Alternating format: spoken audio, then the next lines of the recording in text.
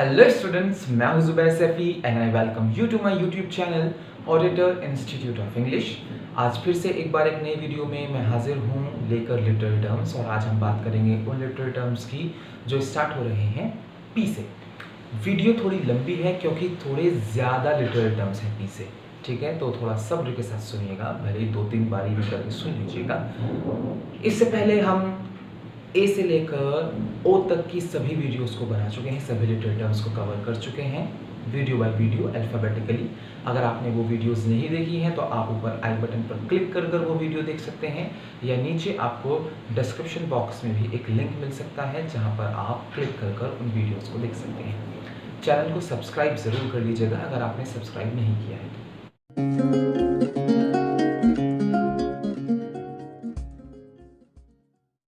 हमारा पहला literary term है paradox. The term paradox is from the Greek word paradoxon which means contrary to expectations, existing belief or perceived opinion.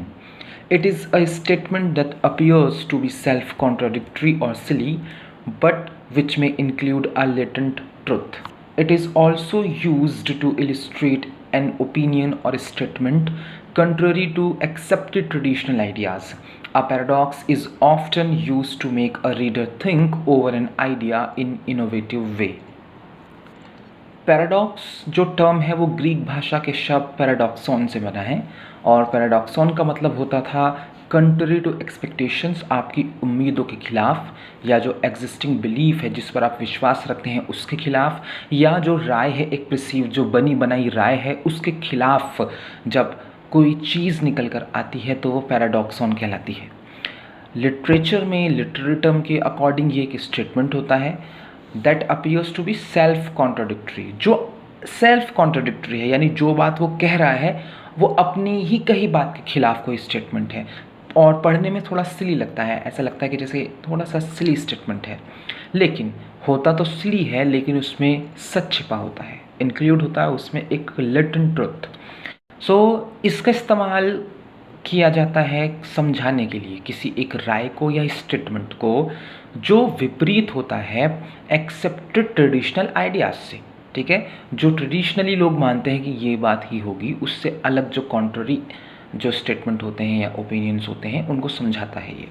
Paradox प्रायः इस्तेमाल किया जाता है किसी रीडर को ये सोचने पर मजबूर करने के लिए कि जो आइडिया वो पढ़ रहा है उसे थोड़ा अच्छे और इनोवेटिव तरीके से देखें। पैराडॉक्स वर्ड का हिंदी मीनिंग होता है विरोधाभासी। इससे शायद आपको कुछ समझ आए। जैसे कुछ एग्जाम्पल लेते हैं जो कॉमन एग्जाम्पल है पैराडॉक्स के। Truth is honey which is bitter, सच शहद है जो कड़वा है, ठीक है? सच एक शहद होता है जो कड़वा होता है। तो देखें यहाँ पर कॉन्ट्राडिक्टरी बात हो रही है, शहद बताया जा रहा है सच को, शहद होता है मीठा लेकिन उसे कहा जा रहा है कड़वा है, और ये सच है वाकई, है ना? लेटेंट ट्रुथ हुई ये बात कि सच कड़वा होता है, ठीक है, लेकिन रिजल्ट बेहतर निकलते हैं। लिटरेचर में कुछ एग्जाम्पल लेते हैं पैराडॉक्स के विरोधाभासी स्टेटमेंट्स के। सबसे फेमस एग्जाम्पल तो एनिमल फॉर्म जो जॉर्ज ऑरवेल ने लिखी है बुक, वहाँ से मिलता है। All animals are equal but some are more equal than others. तो ये थोड़ा सिली स्टेटमेंट है और पैराडॉक्सिकल है, क्योंकि पहली जो क्लाउज है उसमें कहा जा रहा है कि सभी जानवर बराबर हैं, लेकिन अगली लाइन में कहा जा रहा है कि कुछ थोड़े ज़्यादा बराबर हैं।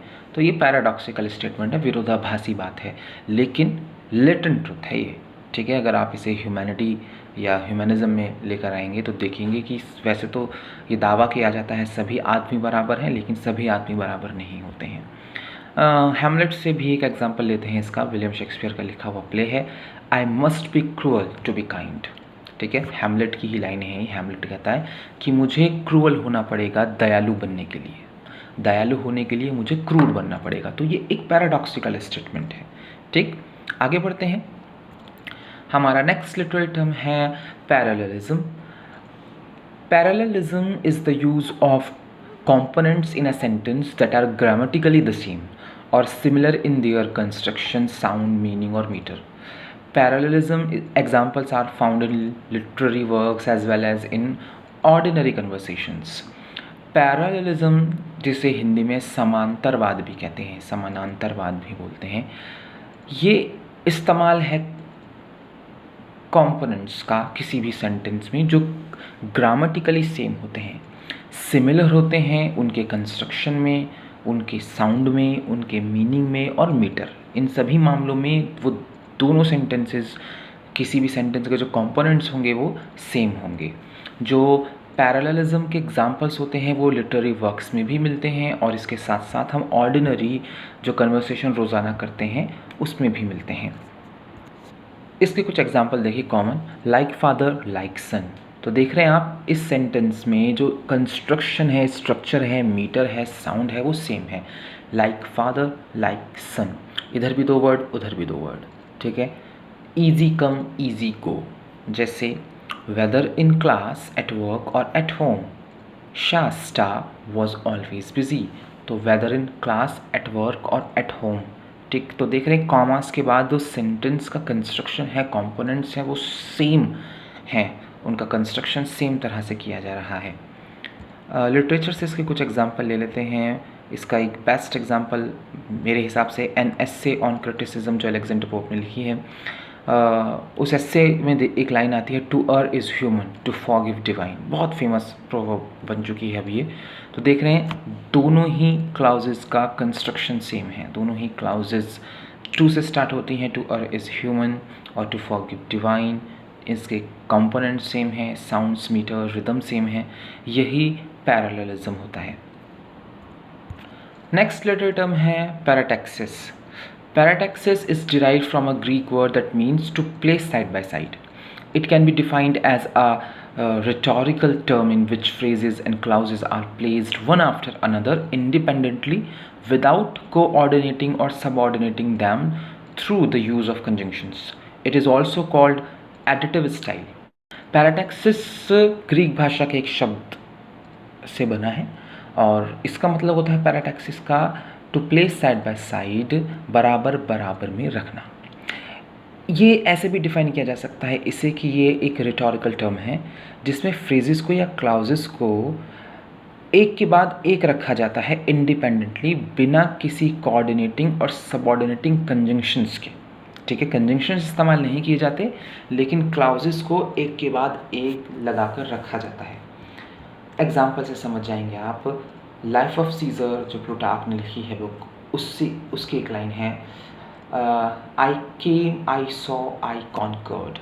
ग्रामेटिकली एक्चुअल में होना चाहिए था I came and I saw and I conquered. कोई कंजंक्शन नहीं है तीनों सेंटेंसेस में, बिना कंजंक्शंस के तीन अलग अलग क्लाउसेस जोड़ रखी हैं, यही पैराटैक्सिस होता है। हमारा नेक्स्ट लिटरेरी टर्म है पास्टिश। Pastiche is a literary piece that imitates a famous literary work by another writer.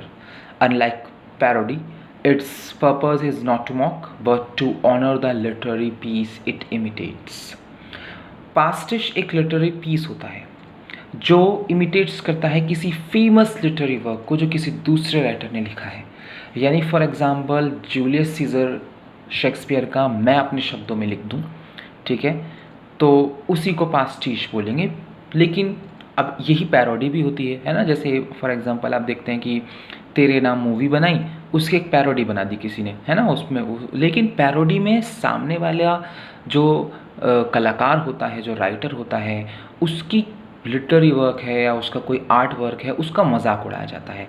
पास्टिश में ऐसा नहीं होता है। यहाँ पर आप जिस दूसरे राइटर की लिटरेरी वर्क को इस्तेमाल करते हैं उसका मकसद उस पर्टिकुलर राइटर या उस पर्टिकुलर रचना को सम्मान देना होता है, ठीक है। तो ये एक अच्छा वर्ड है पास्टिश, ये पैरोडी की तरह नहीं होता है, ओके। पास्टिश का सबसे अच्छा एग्जाम्पल है रोजेनक्रेंट्ज़ एंड गिल्डनस्टर्न आर डेड। ये टॉम स्टॉपार्ड की लिखी हुई ट्रेजिक कॉमेडी है और ये दोनों नाम आपको ना सुने हुए से लग रहे होंगे, रोजेनक्रेंट्ज़ एंड गिल्डनस्टर्न। आपने कहाँ पढ़ा है इन्हें? हैमलेट में। तो हैमलेट के इन दो कैरेक्टर्स के ऊपर एक पूरी रचना बनाई गई और जो आइडियाज़ थे, जो इंस्पिरेशन थी, वो हैमलेट ही था। लेकिन यहाँ पर इस पर्टिकुलर ट्रेजिक कॉमेडी में टॉम स्टॉपार्ड जो हैं वो मजाक नहीं उड़ा रहे हैं, पैरोडी नहीं है ये। दरअसल ये विलियम शेक्सपियर को श्रद्धांजलि है या उनके एक काम से इंस्पायर होकर कुछ लिखना है, ठीक है। उसी को हम पास्टिश भी बोलते हैं। नेक्स्ट लिटरेरी टर्म है Pedantic.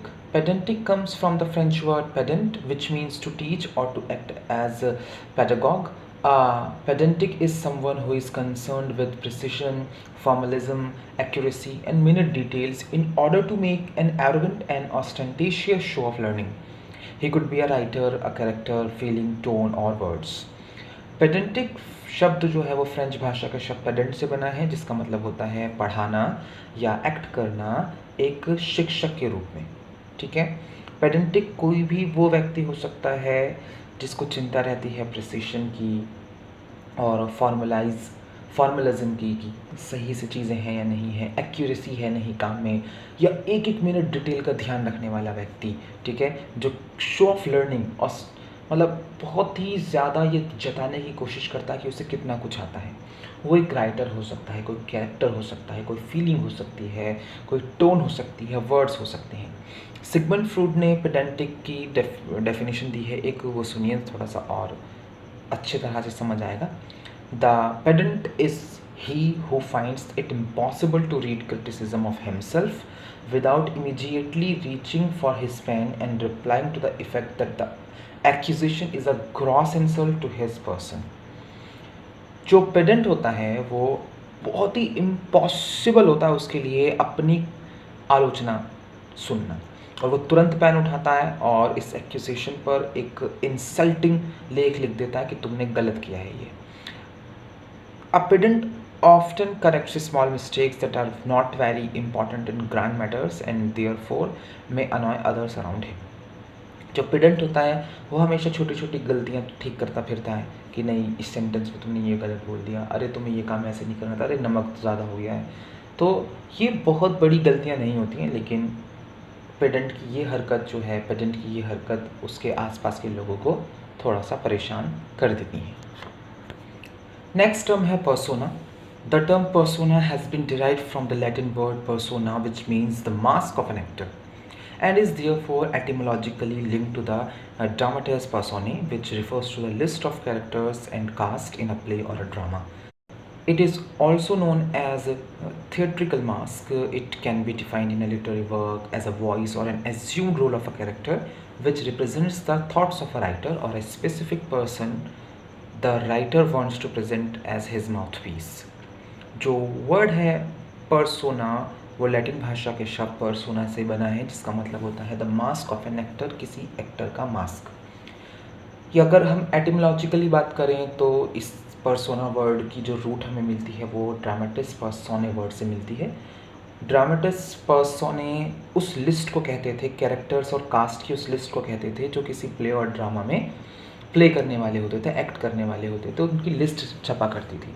ठीक है, जैसे मूवीज़ में आती हैं किसी हीरो जैसे सलमान खान, दीपिका पादुकोण, ये वो। ठीक है, तो वो जो आप नाम पढ़ते हैं किसी फिल्म को स्टार्ट होने से पहले, इसी तरह से एक लिस्ट लगाई जाती थी प्लेज एंड ड्रामास की, उसे हम ड्रामेटिस पर्सोने बोलते थे। लेकिन अब ये पर्सोना लिटरेरी टर्म कैसे बना?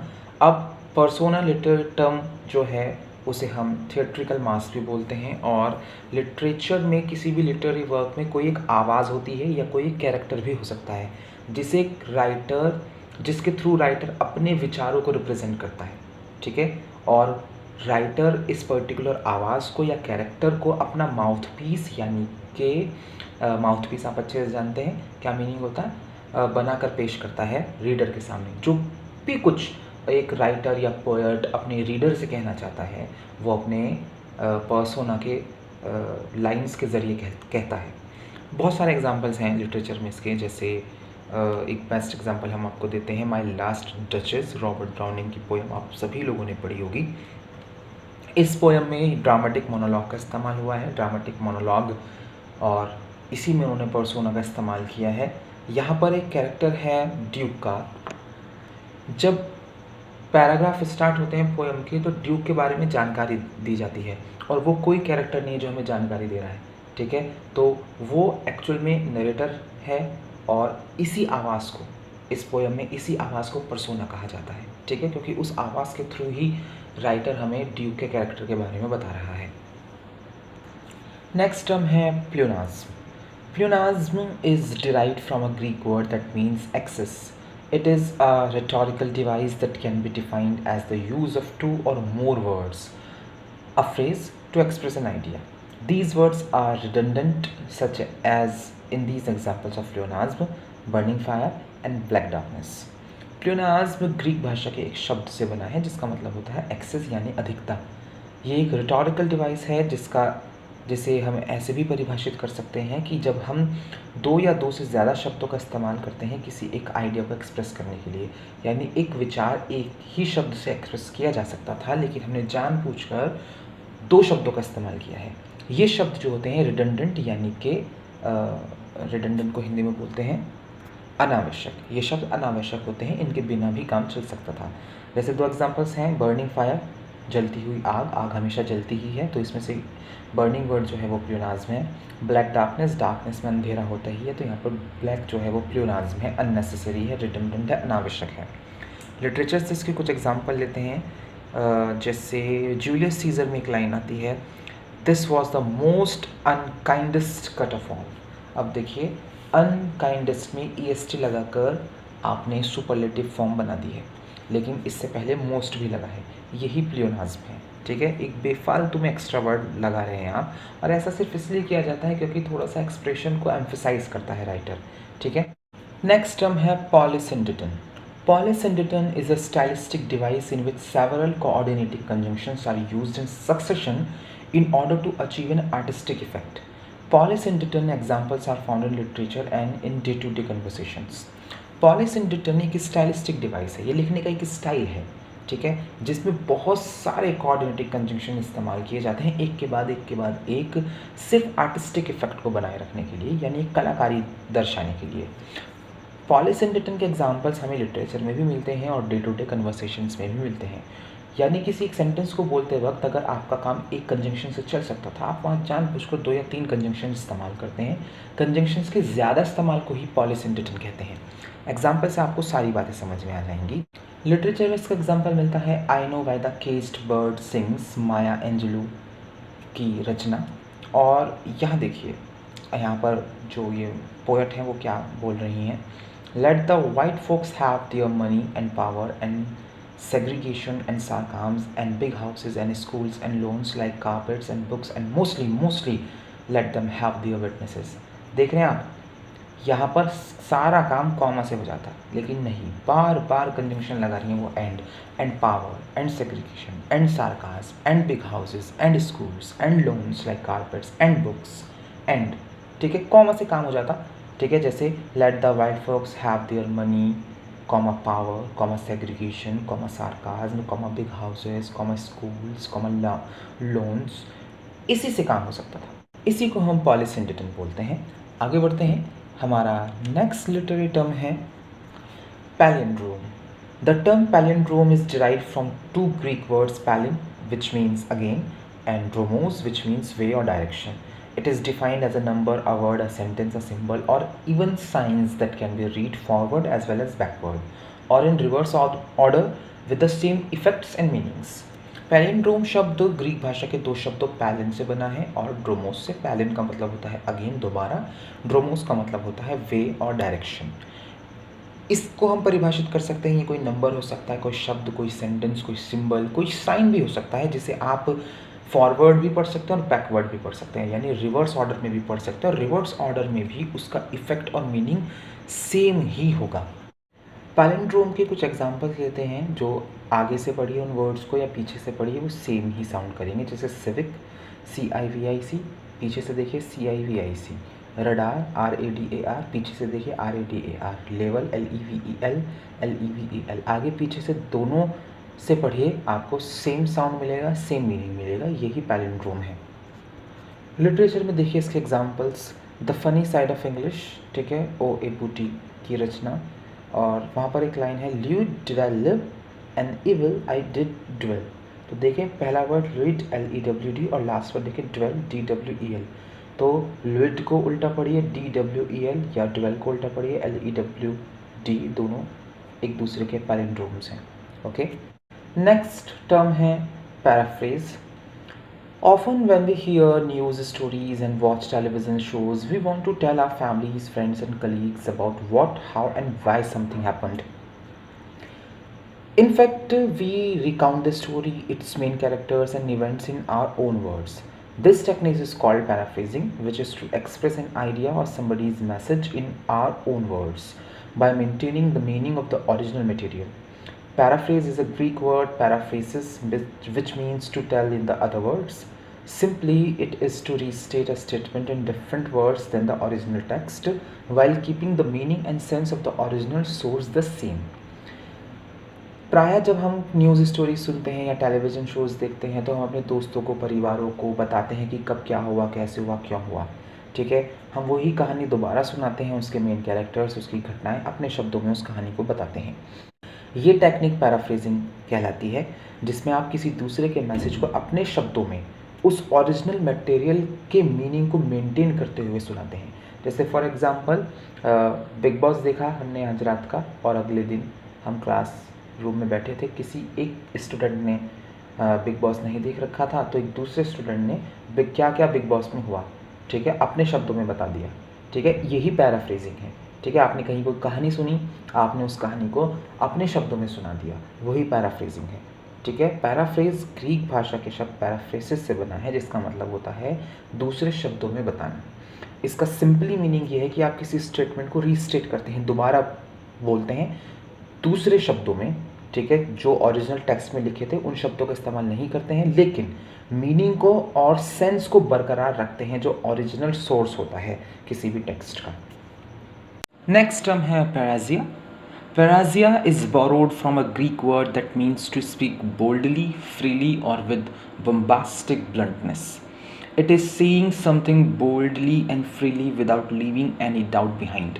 It involves not only the freedom of speech but also implies the use of truth in speech or writing. In Phrasia, writers open their minds and hearts fully to the readers or audience through discourse, and a speaker makes it clear what his opinion is. In simple words, it is a direct expression shown through words. Phrasia Greek भाषा के एक word से उधार लेकर बनाया गया शब्द है, जिसका मतलब होता है टू स्पीक बोल्डली, फ्रीली और विद बम्बास्टिक ब्लंटनेस, ठीक है। बम्बास्टिक कहते हैं शब्दों से भरा, ब्लंटनेस कहते हैं मुंहफट, ठीक है। जहाँ पर कोई स्पीकर बिल्कुल साफ साफ बिना किसी डरे, बिल्कुल आज़ादी के साथ जो कहना चाहता है वो कहे, वही पैराजिया होता है। It is saying something boldly and freely without leaving any doubt behind. इसमें कोई भी शंका को परे नहीं रखा जाता है, जो भी आपके मन में आ रहा है वो कहा जाता है। इसमें इन्वॉल्व होता है सिर्फ फ्रीडम ऑफ स्पीच नहीं, बल्कि इसमें वो सच भी इन्वॉल्व है जो कोई राइटर, ऑथर अपनी स्पीच या राइटिंग में लिखता है। पैराजिया में राइटर्स अपने माइंड्स को पूरी तरह ओपन करता है, अपने दिल को खोलता है पूरी तरह से, और ऑडियंस और अपने रीडर्स को बिल्कुल अपना जो ओपिनियन है उसे सामने रखकर बताता है। सिंपल शब्दों में डायरेक्ट एक्सप्रेशन शब्दों से, वही पैराजिया होता है। पैराजिया के एग्जाम्पल हम लेते हैं लिटरेचर में। किंग लियर, विलियम शेक्सपियर का प्ले आपने पढ़ा होगा। वहाँ पर एक कैरेक्टर है केंट, वो राजा के लिए बोलता है, लियर के लिए बोलता है, royal लियर, whom I ever honored as king, loved as my father, as my master followed this hideous rashness। तो यहाँ पर केंट जो है वो रेस्पेक्टफुल प्रोटेस्ट करता है राजा लियर के खिलाफ कॉर्डेलिया के बिहाफ से। जब वो कॉर्डेलिया को निकाल देता है तो वो कहता है कि आप गलत कर रहे हैं किंग लियर, और मैं आपकी बहुत इज्जत करता हूँ राजा के तौर पर, आपको मैंने अपना पिता माना है, लेकिन ये आप गलत कर रहे हैं। तो यहाँ पर कोई भी बात जो केंट है वो छुपा नहीं रहा है दिल में, जो उसके मन में है वो साफ साफ किंग लियर को बोल रहा है, यही पैराजिया होता है। नेक्स्ट टर्म है pathetic fallacy. Pathetic fallacy is a literary device that attributes human qualities and emotions to inanimate objects of nature.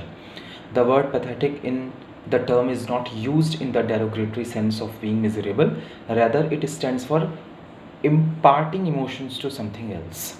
Pathetic fallacy एक literary device है जिसमें आप किसी inanimate objects of nature, प्रकृति के किसी निर्जीव वस्तु को इंसानी क्वालिटीज़ या इमोशंस दे देते हैं। जो वर्ड पैथेटिक पैथेटिक है यहाँ पर इसका मतलब कोई डेरोगेटरी सेंस नहीं है इसका कोई। डेरोगेटरी का मतलब होता है अपमानजनक, इसका मतलब यहाँ पर पैथेटिक का मतलब मिजरेबल, शोचनीय, दयनीय नहीं है। यहाँ पर पैथेटिक स्टैंड करता है कि जब आप किसी वस्तु को इमोशंस प्रदान करते हैं उसे पैथेटिक बोलते हैं। लिटरेचर में इसका एग्जाम्पल मैकबेथ में मिलता है हमें। मैकबेथ की कुछ लाइनें हैं।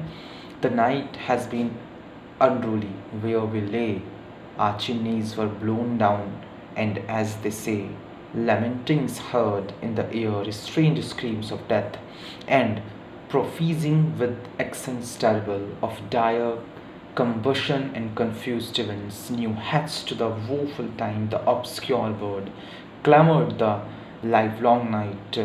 Some say the earth was fibrous and did shake. तो यहाँ देखिए 2-3 जगह पर पैथेटिक फैलेसी का इस्तेमाल किया है विलियम शेक्सपियर ने।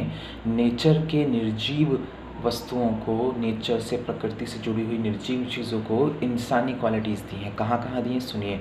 The night has been unruly, रात को अनरूली बताया गया, ठीक है, जिस पे कोई नियम कायदे कानून लागू नहीं होते, किसी शख्स पर वो अनरूली हो जाता है, ठीक है। तो यहाँ पर पैथेटिक फैलेसी है। दूसरा जो पैथेटिक फैलेसी का इस्तेमाल हुआ वह strange screams of death in the air, ठीक है, कि हवा में जो है वो स्ट्रेंज स्क्रीम्स ऑफ डेथ, ठीक है, मौत की चीखों की आवाज़ आ रही है। तो यहाँ पर भी मौत की चीखें, ठीक है ना, तो मौत को एक ह्यूमन एट्रीब्यूशन दिया गया। एक और है, सबसे लास्ट लाइन में मिलता है, earth was feverous and did shake, ठीक है, अर्थ जो है थोड़ी फीवरस यानी गर्म थी उस दिन और शेक हुई थी, ठीक है। तो यहाँ पर अर्थ को एक इंसानी एट्रीब्यूट दिया गया है, यही पैथेटिक फैलेसी होती है। नेक्स्ट लिटरेरी टर्म है personification. Personification is a figure of speech in which a thing, an idea or an animal is given human attributes. Personification एक अलंकार है जिसमें किसी वस्तु को, किसी विचार को या किसी जानवर को इंसानी गुण प्रदान किए जाते हैं। राइटर इस तरह से इस्तेमाल करता है कि जानवरों को और वस्तुओं को या विचारों को इंसान की क्वालिटीज़ दे देता है। The non-human objects are portrayed in such a way that we feel they have the ability to act like human beings. Non human objects को इस तरह से पोर्ट्रे किया जाता है, उनकी व्याख्या इस तरह से की जाती है कि हमें लगता है कि उनके अंदर इंसानों के जैसी क्वालिटीज़ या एबिलिटी या क्षमताएँ आ गई हैं। कॉमन एग्जांपल पर्सोनिफिकेशन के देखिए, look at my car, she is a beauty, isn't she, मेरी गाड़ी को देखो, है नहीं खूबसूरत। तो ब्यूटी जो है वो इंसानी एट्रीब्यूट होता है। जैसे the wind whispered through dry grass, जो हवा थी उसने सूखी घास पर विस्पर किया, ठीक है, कानाफूसी की। तो कानाफूसी करना हवा का काम नहीं, वो इंसानों का काम है, ठीक है। लिटरेचर में इसका एग्जांपल ले लेते हैं, Romeo and Juliet William Shakespeare का लिखा हुआ प्ले। वहाँ पर एक लाइन आती है, well apparelled April on the heel of limping winter treads. यहाँ पर्सोनिफिकेशन का एग्जांपल मिलता है। यहाँ पर अप्रैल महीने को ड्रेस पहना दी गई है, ठीक है, अपैरल्ड एप्रल ऑन द हील, ठीक है, और अप्रैल का महीना ड्रेस नहीं पहन सकता।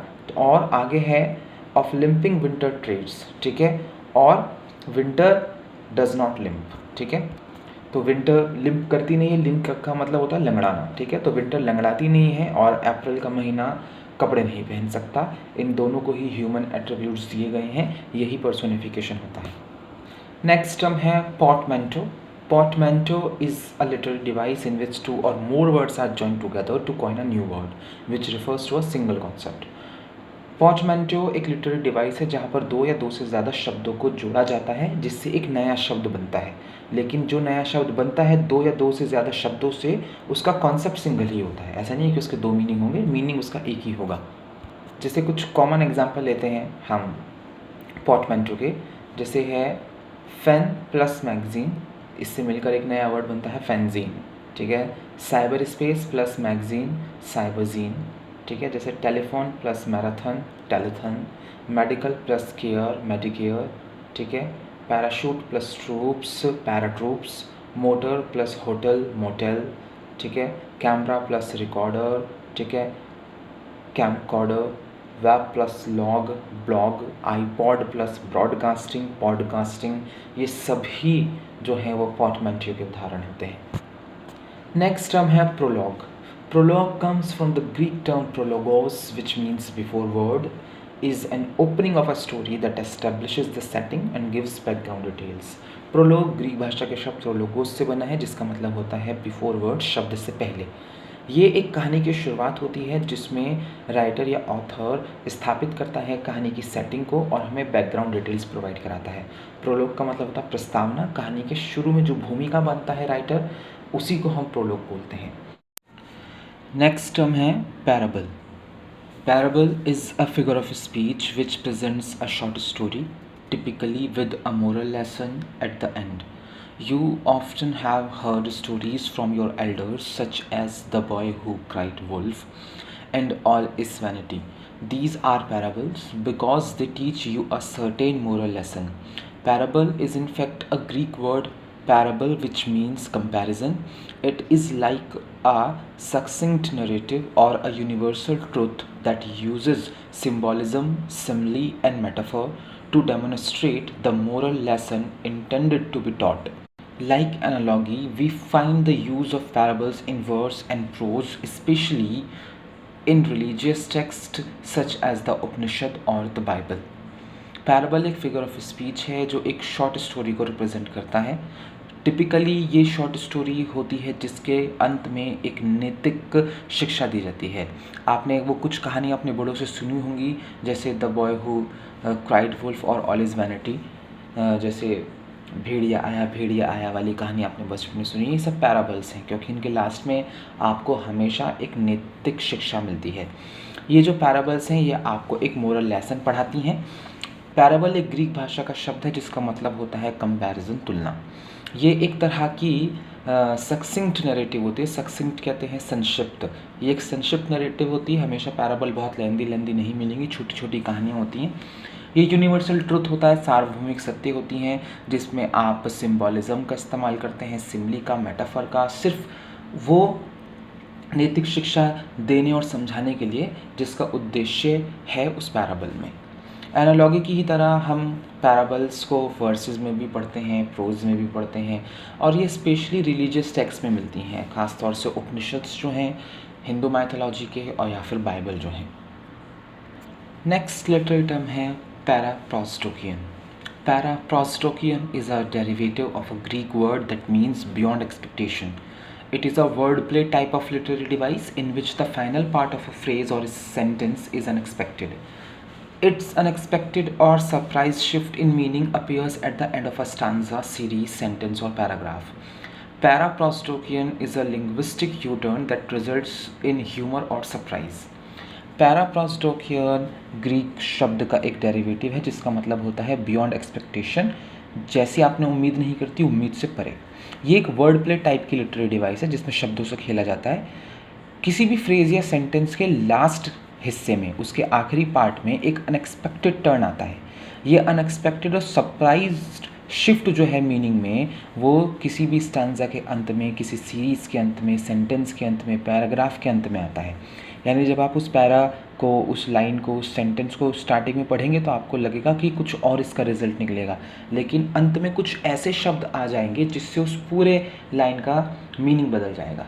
ठीक है, तो पैराप्रोस्टोकियन एक लिंग्विस्टिक यू टर्न होता है जिसका रिजल्ट हमेशा ह्यूमर या सरप्राइज निकलेगा। या तो आपको हंसी आएगी या फिर आप चौंक जाएंगे उसको पढ़कर।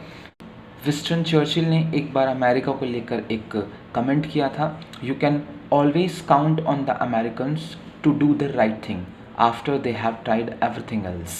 आप हमेशा अमेरिकन से ये उम्मीद रख सकते हैं कि वो सही करेंगे क्योंकि वो सब कुछ ट्राई कर लेते हैं। ठीक है, तो after they have tried everything else, तो यहाँ आखिरी में आकर जब स्टार्टिंग में आप पढ़ेंगे तो आपको लगेगा कि अमेरिकन्स की तारीफ़ हो रही है, लेकिन एक्चुअल में आखिरी में आकर सेंटेंस में एक यू टर्न आता है। इसको पढ़कर आपको अंदाज़ा होता है कि दरअसल विंस्टन चर्चिल वहाँ अमेरिकन्स के ऊपर एक कटाक्ष कर रहे हैं कि वो सही नहीं करते हैं, वो सब कुछ ट्राई कर लेते हैं और जो वो करते हैं फिर उसे कहते हैं कि यही सही है। ठीक है, ये अमेरिकन्स की आदत होती है। जैसे एक और एग्जांपल ले लेते हैं, अल्बर्ट आइंस्टीन की बहुत फेमस लाइन है, the difference between stupidity and genius is that genius has its limits. ठीक है, कि किसी भी पागल व्यक्ति और जीनियस व्यक्ति में एक ही फ़र्क है कि जीनियस को अपनी लिमिट्स पता होती हैं, पागल को नहीं पता होती हैं। स्टार्टिंग में पढ़ने पर कुछ और नज़र आता है, लेकिन आखिरी में आकर एकदम से यू टर्न लगता है इसका, और एकदम हम सरप्राइज़ हो जाते हैं कितनी गहरी बात अल्बर्ट आइंस्टीन ने कही है। लिटरेचर में भी इसका एग्जाम्पल करते हैं राइटर्स, पोएट्स, जैसे फॉर एग्ज़ाम्पल डगलस एडम्स की एक रचना है the restaurant at the end of the universe. वहाँ पे कुछ लाइनें, बहुत अच्छी लाइनें हैं। Trin Tragula, for that was his name, was a dreamer, a thinker, a speculative philosopher, or as his wife would have it, an idiot. तो ट्रिन ट्रैगुला की तारीफ होती है स्टार्टिंग में कि क्या नाम था उसका, ड्रीमर था, थिंकर था, फिलोसफर था, और जैसा कि उसकी बीवी कहती थी पागल था।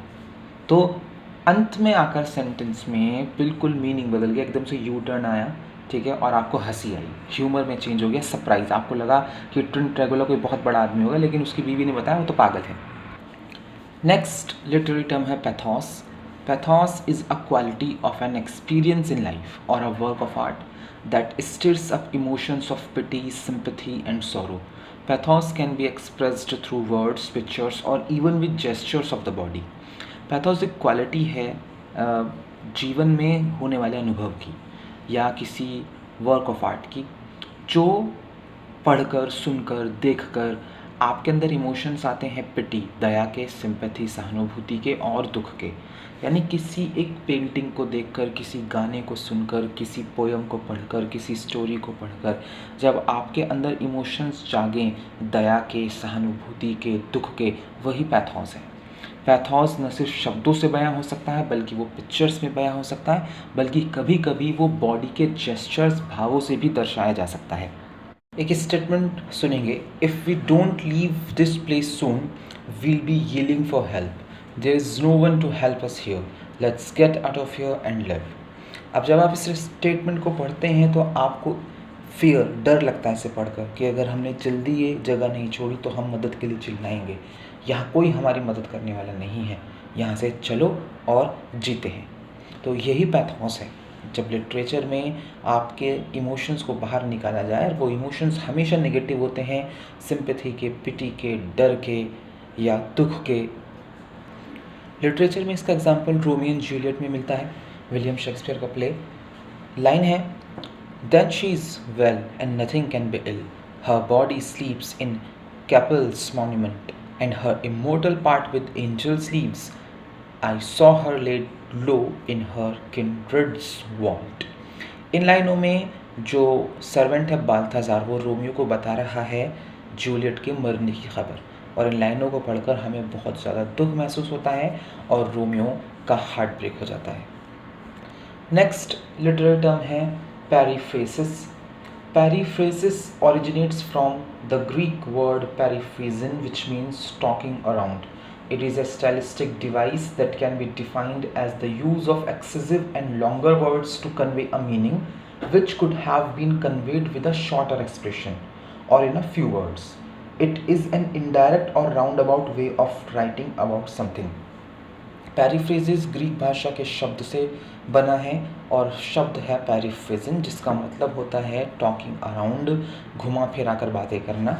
ये एक स्टाइलिस्टिक डिवाइस है जिसे हम इस तरह से परिभाषित कर सकते हैं कि पैरीफ्रेजिस का मतलब होता है कि जब आप बहुत ज़्यादा शब्दों का या लंबे लंबे शब्दों का इस्तेमाल करते हैं किसी मीनिंग को बताने के लिए, जिस मीनिंग को आप कम शब्दों का इस्तेमाल करके भी बता सकते थे। ये एक इनडायरेक्ट और राउंड अबाउट वे है लिखने का, यानी घुमा फिरा कर बातें लिखने को ही पैरीफ्रेजिस बोलते हैं। कॉमन एग्जांपल दें तो जैसे आई विल ईट, मैं खाऊंगा, I am going to eat, मैं खाऊंगा, ठीक है, दोनों सेम है, लेकिन आप ज़्यादा शब्दों का इस्तेमाल कर रहे हैं I am going to eat वाले सेंटेंस में, यही पैरीफ्रेसिस होता है। लिटरेचर में बहुत इस्तेमाल करते हैं इसका। द रेप ऑफ लॉक अगर आपने पढ़ी हो तो वहाँ तो बहुत ही ज़्यादा इस्तेमाल किया गया है रेप ऑफ लॉक में अलेक्जेंडर पोप के द्वारा पैरीफ्रेसिस का। वो हर चीज़ को इस तरह से समझाते हैं इस पूरी पोयम में कि वो लार्जर देन लाइफ नज़र आती है। नेक्स्ट लिटरेरी टर्म है पॉलिप्टोटन। Polyptoton is a stylistic device that is rhetorical repetition of the same root word. However, each time the word is repeated in a different way. पॉलीप्टॉटन एक stylistic device है जिसमें repetition होता है same root word का। देखिए, word का repetition नहीं होगा, रूट वर्ड का रिपीटिशन होगा। जिस रूट शब्द से वो शब्द बना होगा वही रूट एक बार और या दो बार या तीन बार, जितनी बार भी चाहे वो रिपीट हो रही होगी। वर्ड रिपीट नहीं होगा, रूट वर्ड रिपीट होगा, उसी को पॉलीप्टॉटन बोलेंगे। अगर वर्ड ही रिपीट होगा तो वो सिंपल रिपीटेशन हो जाएगा, ठीक है, पॉलीप्टॉटन नहीं कहलाएगा वो। एग्जाम्पल से समझ जाएंगे आप। लिटरेचर से इसके एग्जाम्पल लेते हैं। एक दो लाइनें लिखूंगा मैं टी एस एलियट की पोएम द ड्राई सैल्वेजेस की। No end to the withering of withered flowers और to the drift of the sea and the drifting wreckage. यहाँ पर देखिए, विदरिंग और विदर्ड दोनों ही सेम रूट वर्ड है। ऐसे ही ड्रिफ्ट और ड्रिफ्टिंग दोनों ही सेम रूट वर्ड है, लेकिन विदरिंग अलग है वर्ड हुआ और विदर्ड अलग वर्ड हुआ। ऐसे ड्रिफ्ट अलग वर्ड है और ड्रिफ्टिंग अलग वर्ड है, दोनों के मीनिंग अलग अलग हैं, लेकिन रूट वर्ड सेम ही है, ड्रिफ्ट, ठीक है। ऐसे बहुत से एग्जाम्पल्स हमें मिलते हैं। नेक्स्ट टर्म है propaganda. Propaganda is the spreading of rumors, false or correct information, or an idea in order to influence the opinion of society. It may advance an idea or bring into disrepute an opposite idea. In literature, writers use propaganda as a literary technique to manipulate public opinion for or against one idea or another. In history, we can search a plethora of literary works used as propaganda to shape public perceptions and direct their behavior to get a response. Generally, propaganda is a technique for convincing people, but which is misleading in nature or promote a false viewpoint. Propaganda जो है वो rumours फैलाने को बोलते हैं, गलत information या सही इन्फॉर्मेशन फैलाने को भी कहते हैं, किसी एक विचार को बढ़ावा देने को कहते हैं, जिससे इन्फ्लुएंस किया जा सके, प्रभावित किया जा सके सोसाइटी की राय को। ये एक एडवांस आइडिया हो सकता है जिसको लाया जाता है अपोजिट आइडिया की रेपुटेशन को कम करने के लिए। लिटरेचर में राइटर्स प्रोपेगेंडा का इस्तेमाल एक लिटरेरी टेक्निक के रूप में करते हैं, जिससे वो पब्लिक की ओपिनियन को मैनिपुलेट कर सकें किसी एक स्थापित विचार के खिलाफ।